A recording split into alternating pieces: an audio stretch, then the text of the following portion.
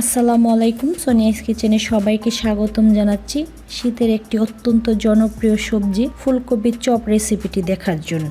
এমনিতে আমরা অনেকে অনেক রকম চপ খেয়েছি, তবে এখনো যারা এই ফুলকপির চপ রেসিপিটি খাননি তারা আমার আজকের এই রেসিপিটি দেখে ঝটপট বানিয়ে ফেলুন। আশা করছি বাসার ছোট বড় সবাই রেসিপিটি অনেক পছন্দ করবে। চলুন তাহলে রেসিপিটি দেখে নেওয়া যাক। চপ তৈরি করার জন্য মিডিয়াম সাইজের একটি ফুলকপি নিয়ে এরকম বড় বড় টুকরো করে ডাটার স্কিনটা ফেলে নিয়েছি। তারপর বেশ কিছুটা পানি নিয়ে 1 টেবিল চামচ পরিমাণ লবণ দিয়ে ফুলকপিগুলোকে ভিজিয়ে রেখেছি 15 মিনিট, যাতে করে ফুলকপিতে কোনো রকম পোকামাকড় থাকলে বেরিয়ে আসে। সেই সাথে লবণের পানিতে ভিজিয়ে রাখার কারণে ফুলকপিগুলো বেশ কিছুটা নরম হয়ে যাবে। আমি আগে ফুলকপিগুলোকে নরমাল পানি দিয়ে খুব ভালোভাবে ধুয়ে পরিষ্কার করে তারপর লবণের পানিতে ডুবিয়ে রেখেছিলাম।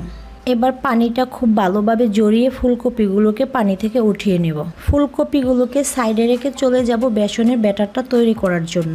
ব্যাটার তৈরি করার জন্য এখানে একটি মিক্সিং বোল নিয়ে এতে নিয়ে নিচ্ছি 1 কাপ পরিমাণ বেসন। চালের গুঁড়া নিয়েছি 1/2 কাপ পরিমাণ, আমি এখানে শুকনো চালের গুঁড়াটা ব্যবহার করছি। কর্নফ্লাওয়ার নিচ্ছি 1/3 কাপ পরিমাণ, তবে চালের গুঁড়া অথবা কর্নফ্লাওয়ার যে কোনো একটা দিলেও কিন্তু হয়ে যাবে।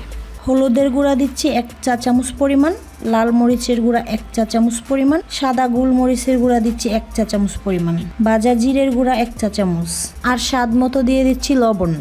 আদা রসুনের পেস্ট দিচ্ছি 1 টেবিল চামচ পরিমাণ, 1/2 চা চামচ দিয়ে দিচ্ছি বেকিং সোডা। সরি, আমার বেকিং সোডাটা স্কিপ হয়ে গেছে, আপনারা সাথে বেকিং সোডা অ্যাড করে নেবেন।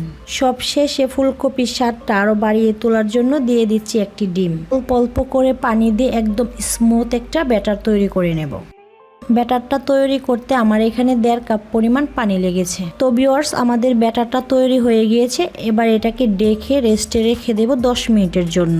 এতে করে ব্যাটারটা আরো অনেক স্মুথ হয়ে যাবে।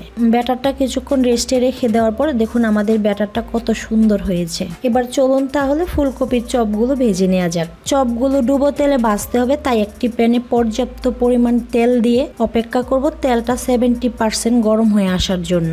তেলটা গরম হয়ে গিয়েছে। এবার যে ব্যাটারটা তৈরি করে রেখেছিলাম সেই ব্যাটারে ফুলকপির টুকরোগুলো চুবিয়ে তেলে দিয়ে দেব।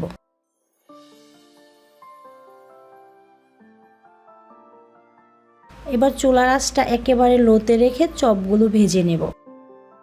চুলার আঁচটা সর্বোচ্চ লো হিটে দিয়ে উল্টিয়ে পাল্টে 7 থেকে 8 মিনিট ভেজে নেওয়ার পর আমাদের চপগুলো খুব সুন্দরভাবে ভাজা হয়ে গিয়েছে। তো ভিউয়ার্স, দেখে হয়তো বুঝতেই পাচ্ছেন আমাদের চপগুলো উপরে কতটা ক্রিস্পি হয়েছে।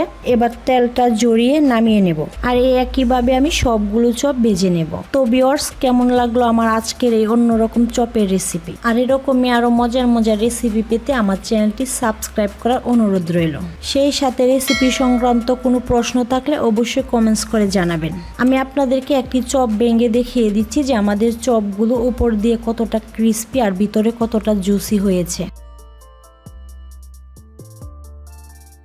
তাহলে আজ এখানেই বিদায় নিচ্ছি। দেখা হবে আবারও নতুন কোনো রেসিপিতে নতুন কোনো সময়। সে পর্যন্ত সবাই অনেক অনেক ভালো থাকবেন আর আমার জন্য দোয়া করবেন। আল্লাহ হাফেজ।